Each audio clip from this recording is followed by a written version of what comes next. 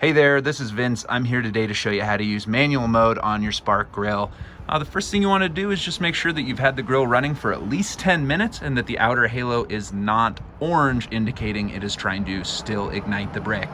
Once you've confirmed that, go ahead and hold the ignition ring to the right, spin this temperature adjustment dial 360 degrees clockwise, and you'll see this has now turned purple and our temperature selection is now up top. You will still have the reported temperature of the grill in green over here. Now, what we do next, if we want to turn the grill up, we can take it from 600 all the way up to max, and this means 0 all the way up to 100% of the stoking or heating fan on the grill. So we're trying to get things hot, get a really good sear on a piece of steak.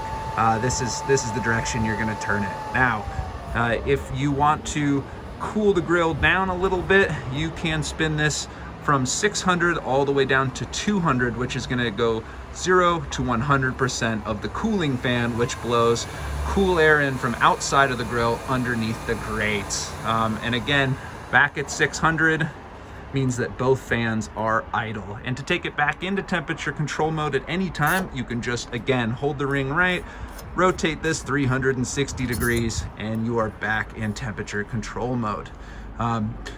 One thing I really like to do when I'm using manual mode is cook steaks. It's really great way to get an awesome high heat sear on a piece of meat. Another thing that's great for it is if you want to make stir fry on your Spark grill, which is what I'm going to go ahead and do for my lunch today. And I'm just going to put it in manual mode, crank this up to almost max, and I will have a nice and hot wok in a few minutes. Thanks so much for watching, and if you have any other questions, feel free to reach out to the Spark support team. Thanks so much. Bye-bye.